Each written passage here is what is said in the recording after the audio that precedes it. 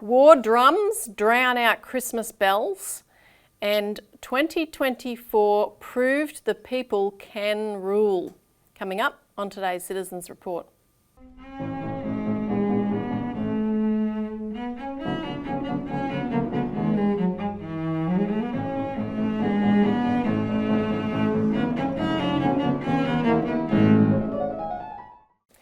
Welcome to the Citizens Report for the 18th of December 2024. I'm Elisa Barwick. Joining me today is Citizens Party Research Director Robert Barwick. Welcome, Robbie. Thanks, Elisa. And on today's show, we are going to give you an update on the goings-on the war front, because there are some developments building upon what we discussed on the show last week on the ground in Syria, but also the drumbeat for war building in Australia. And then we're going to come back to discuss a bit of a wrap-up of the year and the accomplishments that we've made and that you out there have helped us make, because as you all know, this is not just a show that we make for entertainment. It's probably not that entertaining.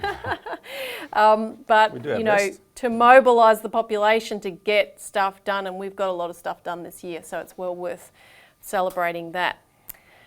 So in that spirit, do share the show, make sure you are subscribed and ring the notification bells to be updated of future content.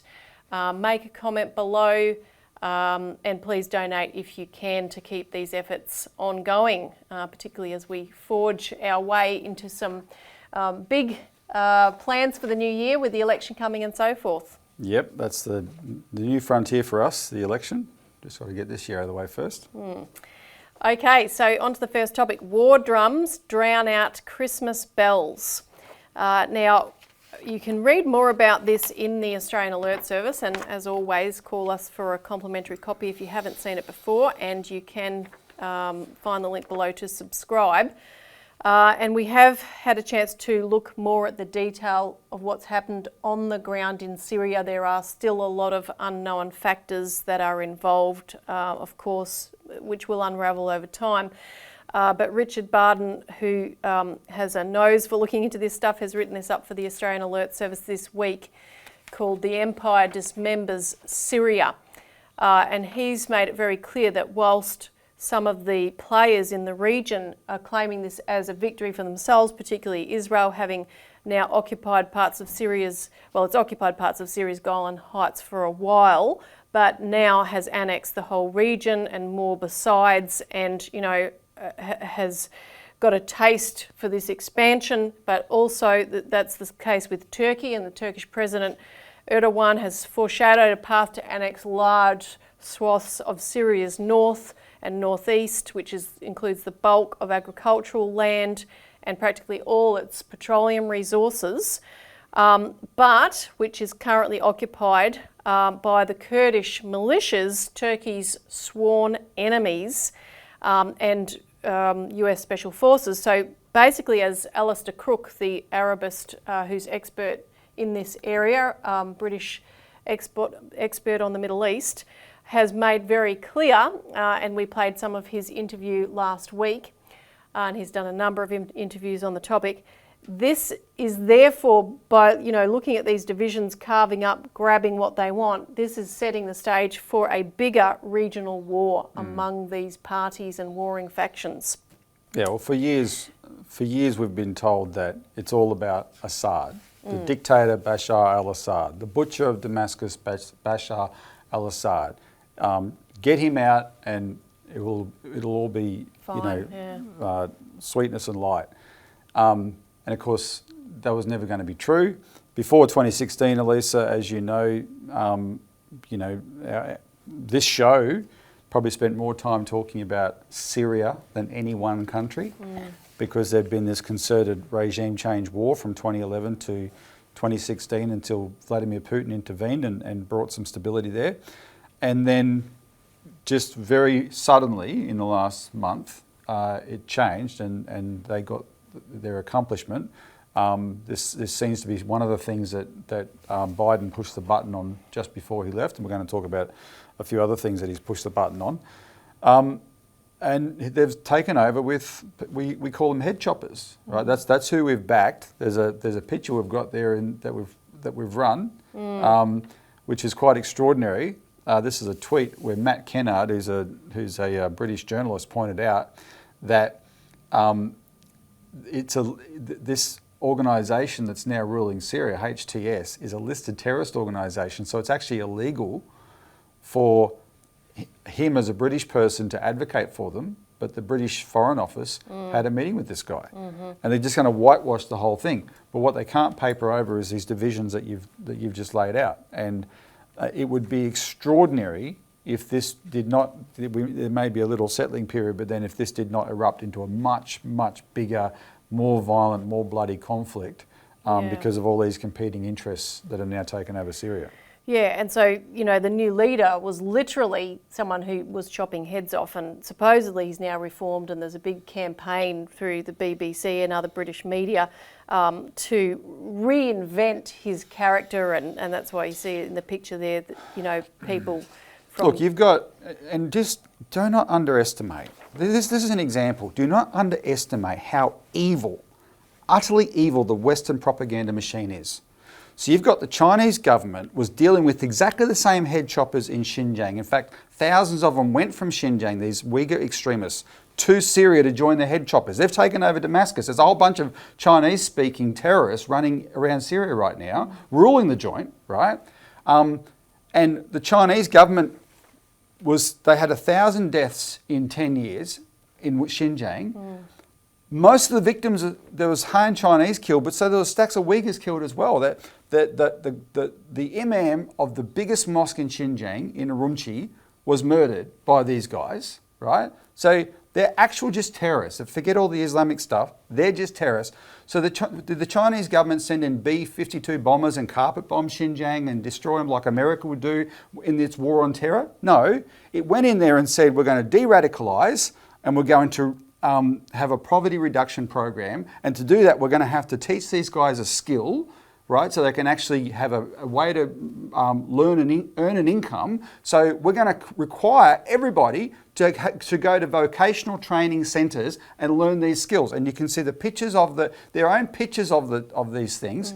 And the people that are now telling us that this is okay, what's happening, the people who have taken over Syria are new, moderate, diverse Muslims, right, rebels.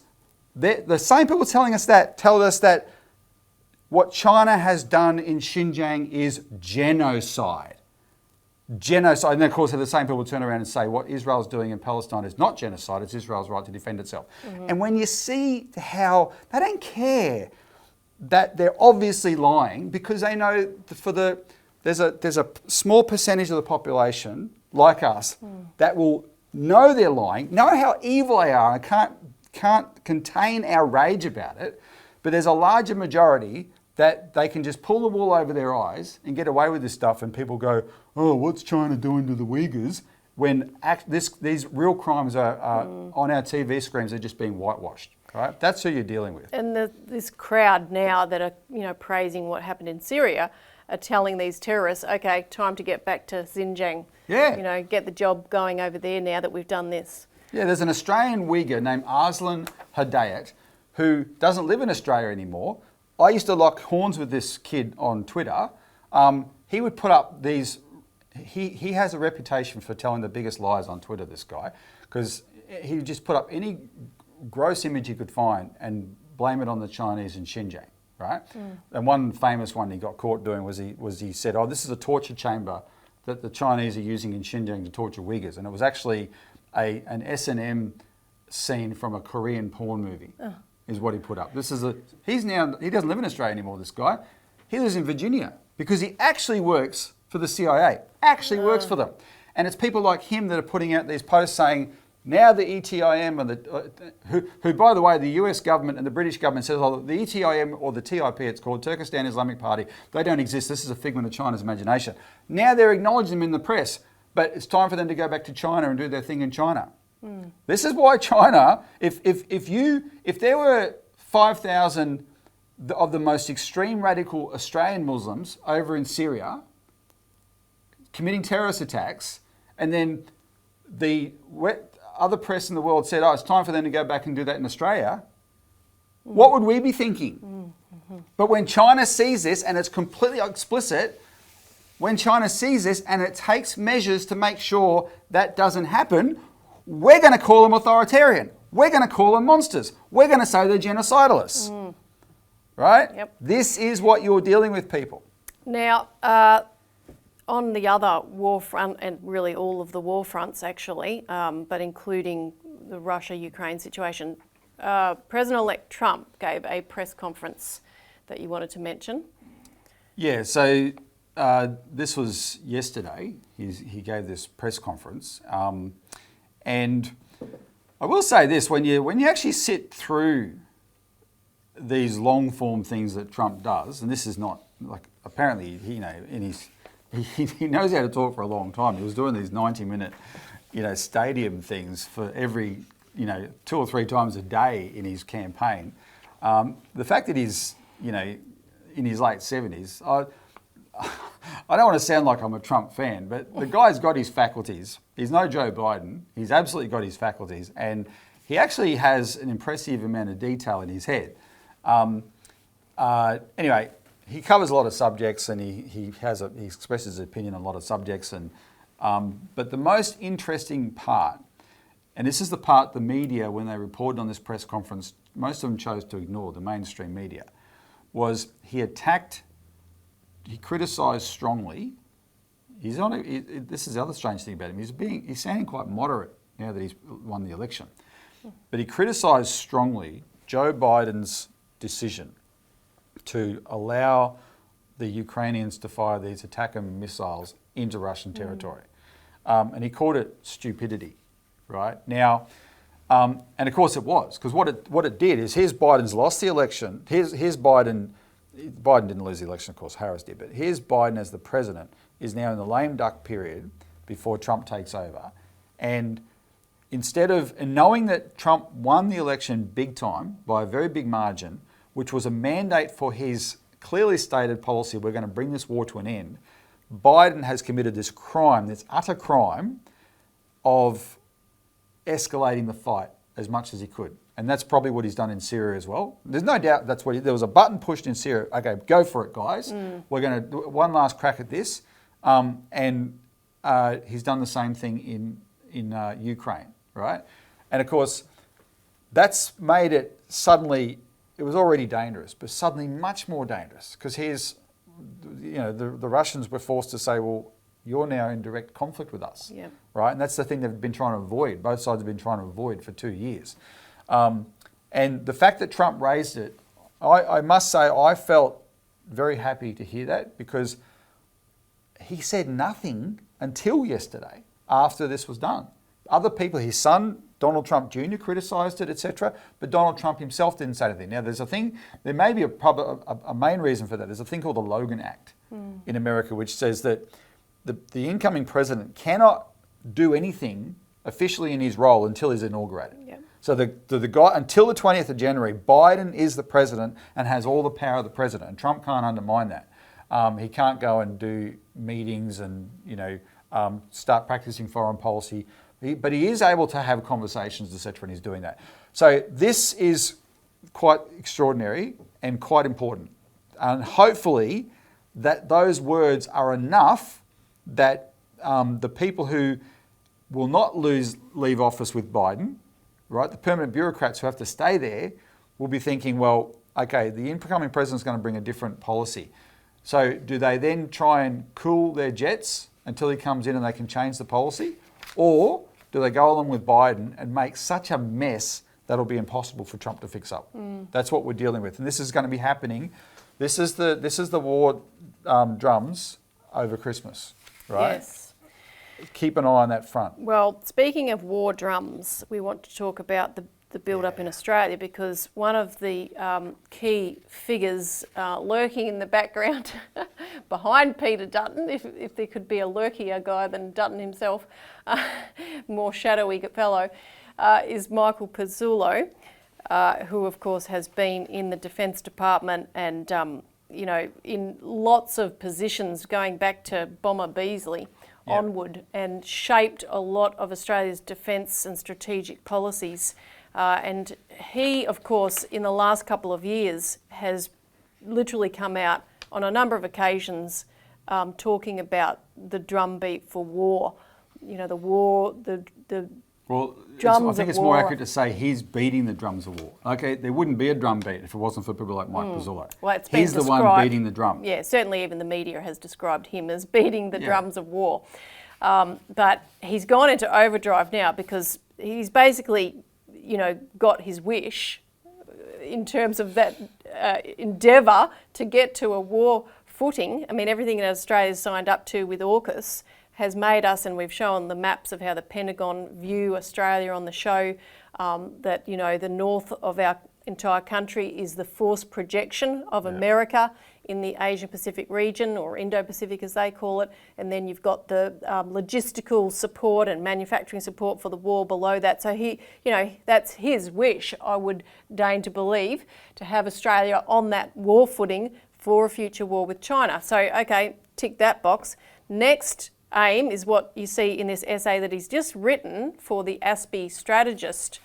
Of course, it would be ASPI, called Two Concepts of Patriotism. And this article he's written is about the next phase of preparation for war, which is to prepare the people and prepare the mindset of the people to be ready. And so this idea of two concepts of patriotism, as he talks about, Australians think they're patriotic, but it's a soft We're soft patriotism. You know, we patriots. might have a barbecue on Australia Day or something, etc. And cheer warning at the cricket.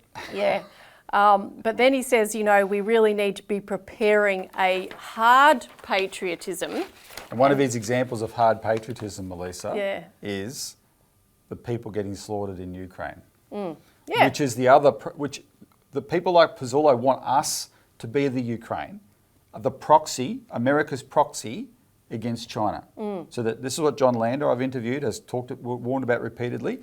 Just like Russia and China and America have avoided direct conflict until this geriatric nutcase in the White House escalated the other week, in a war over Taiwan and further, South China Sea, China and Russia and the United States are going to try and avoid direct engagement. And so America has parked all of its military power here in Australia.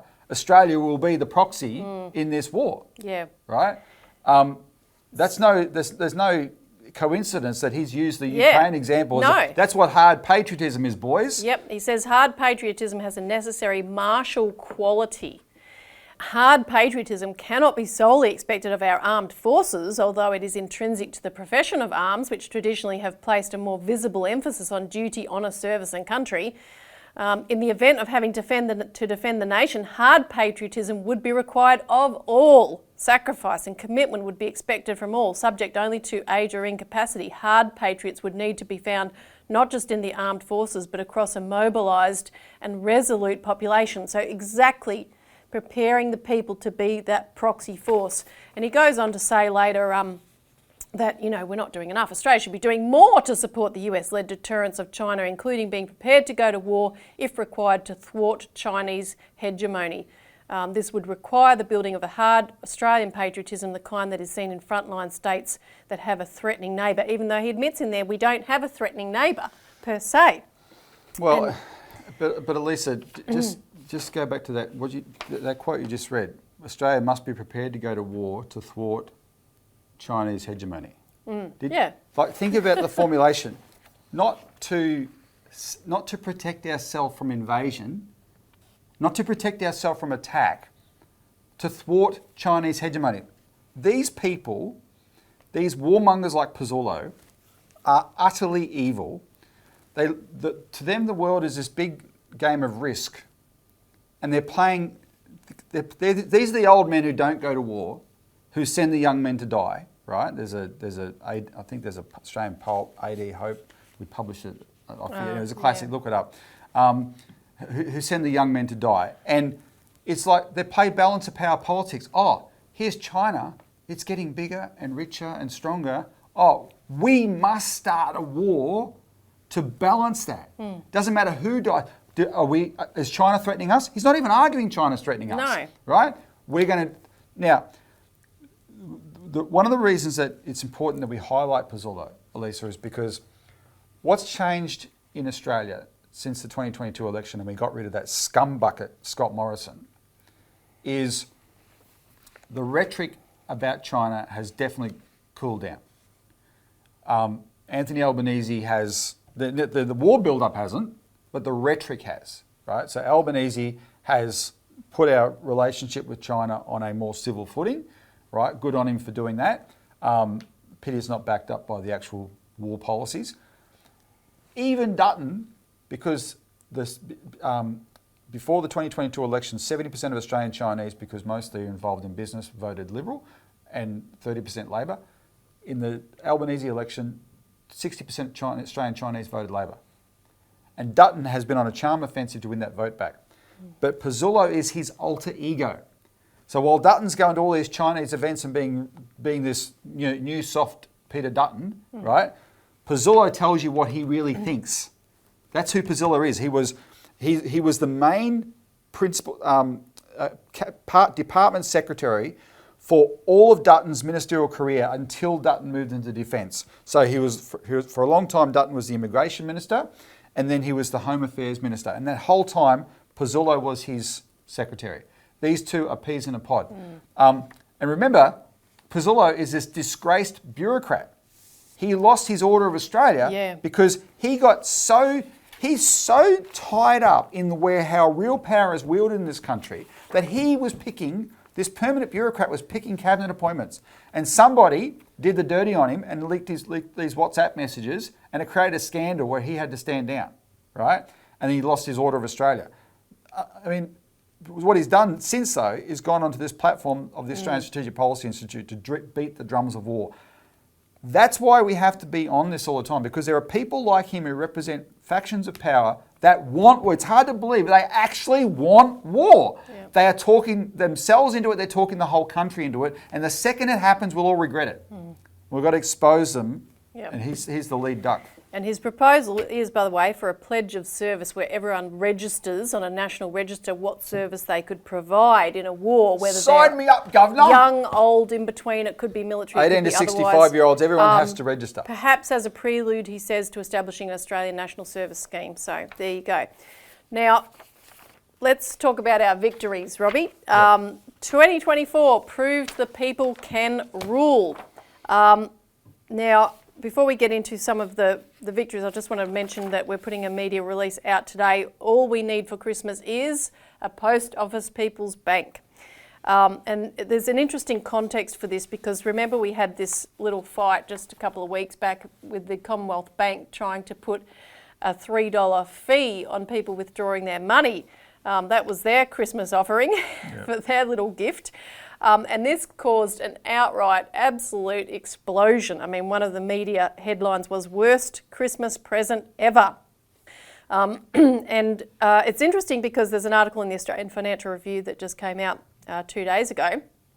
And they were talking about the fact that Chief Executive of the bank, Matt Comyn, claimed he didn't even know about this. He was furious, reportedly, because he heard of the plan when he read about it in the media. He said, "I was surprised and disappointed to see that change go out." I mean, this is crazy. And then it's interesting that the article goes on to say that Comyn was what he was most furious about. It says he was extremely frustrated by the uncharacteristic mistake, which was blamed on Angus Sullivan, the head of the market retail division, because it threatened to blow up the bank's relationship with the federal government, which he had spent years cultivating. Of most concern was the possibility that CBA's misreading of the public mood on bank fees would fracture his tight-knit relationship with the Treasurer. Comyn and Chalmers talk regularly about the economy. It's a big club and you're in it. And by the way, everything he just said about not knowing is an utter lie. Think about this. The backlash was so big, Elisa. Matt Comyn prefers to look like the most incompetent CEO of a bank, not knowing what's happening in his bank. He should stand down if that's than true. To actually own up to his role in it. Let him go, I reckon. He prefers to look... shareholders of CBA, fire the guy. Yeah. If your CEO does not know what decisions are being made that are causing these big explosions, fire his ass. Yeah. Right? He prefers to look that bloody incompetent rather than own up to approving a massive rip-off of the Australian people. Because the backlash was so big, and that's the positive part. Yeah. And the article goes on to talk about some of the things that the government is doing pre-election, which we've talked about, have been influenced by our campaign through the regional banking inquiry to keep banks open. One of the things was a levy to push the banks to keep rural branches open. And they got the comment of our friend, University of Wollongong Professor Andy Schmulo. If you haven't watched his presentation at our conference last month, it is excellent. Look on the video below. Make sure you watch Andy Schmulo. That is good entertainment. It is.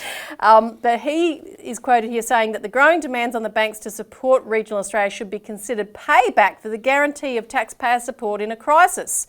This guarantee boosts banks' credit ratings, saving them billions of dollars each year in funding costs. He said, this is a quote from him, "It is not acceptable for banks to accept the quid but not provide the pro quo.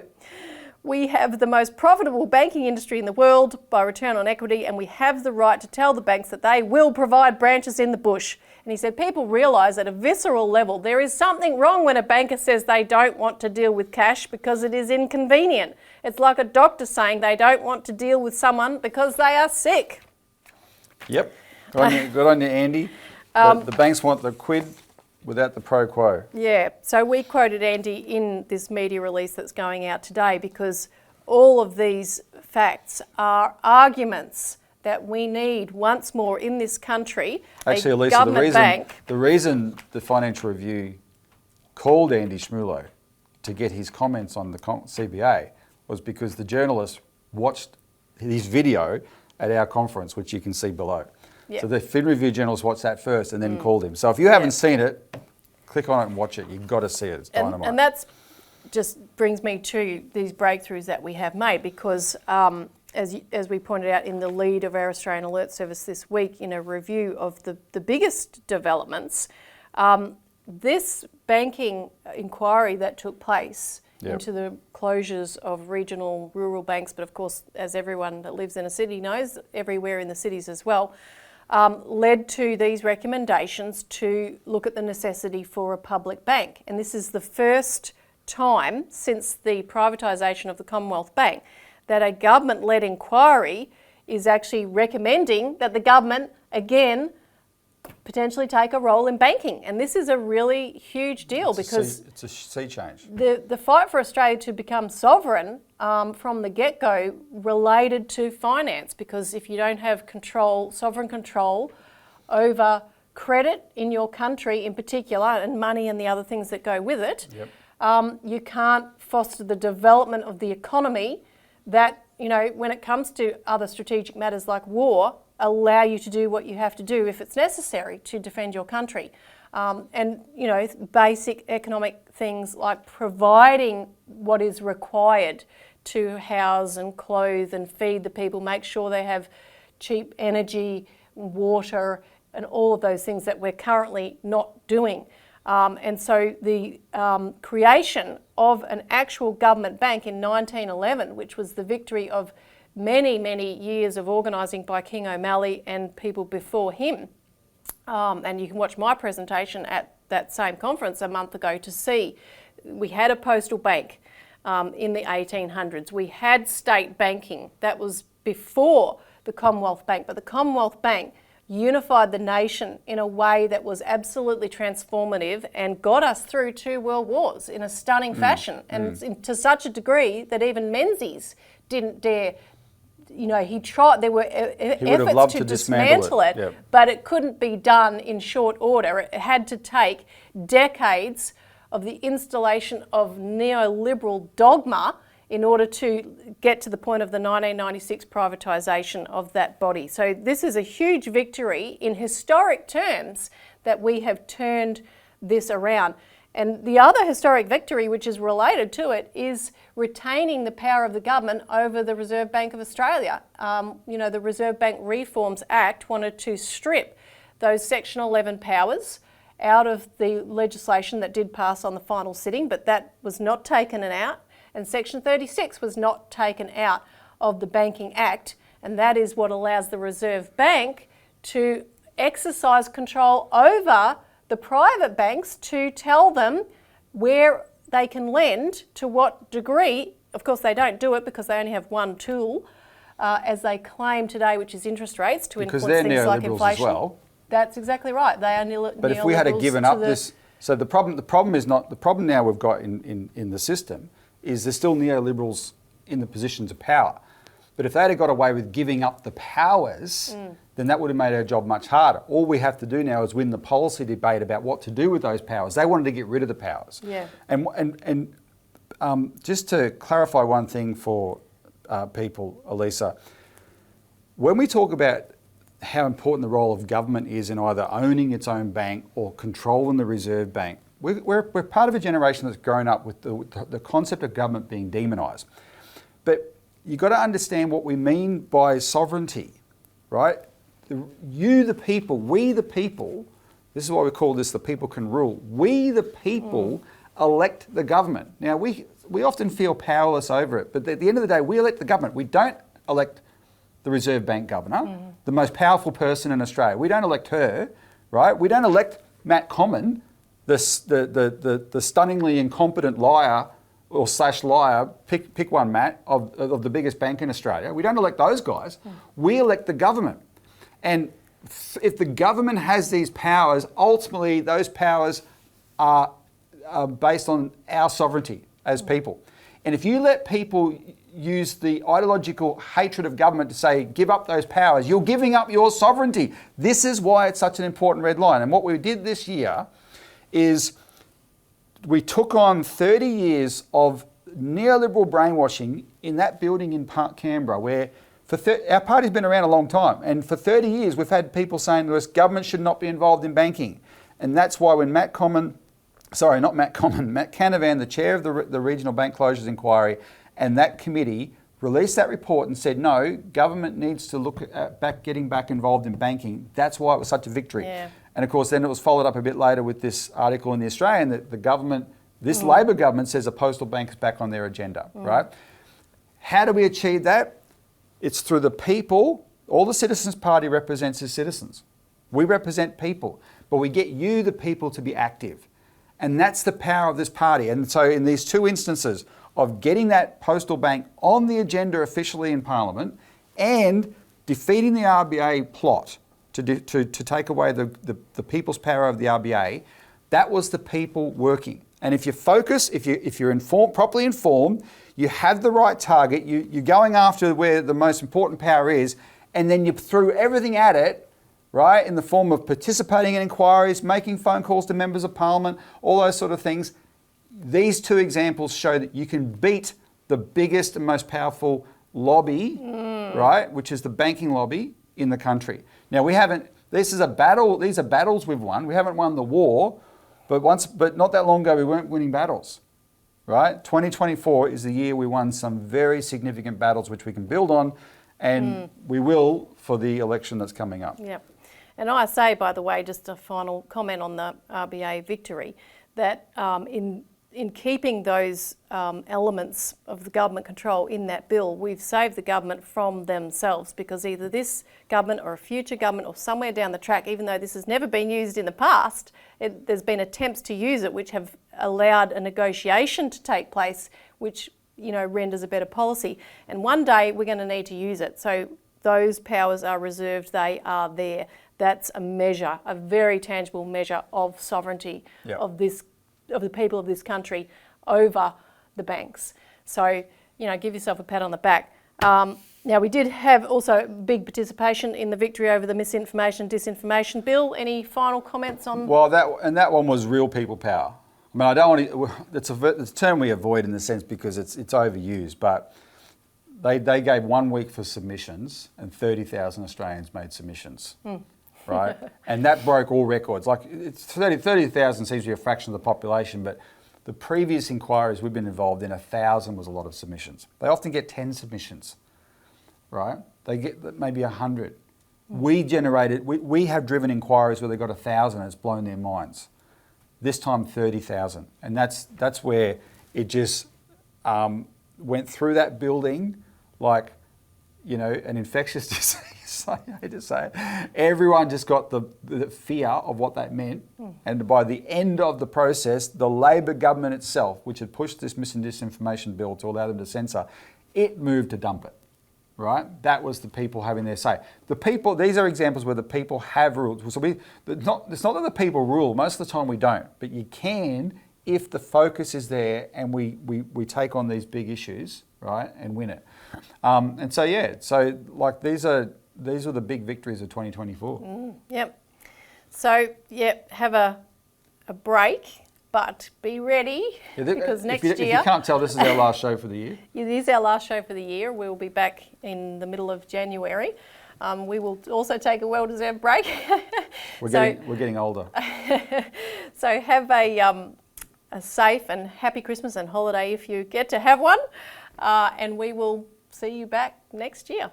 Thanks, Robbie. Thanks, Lisa. See you then.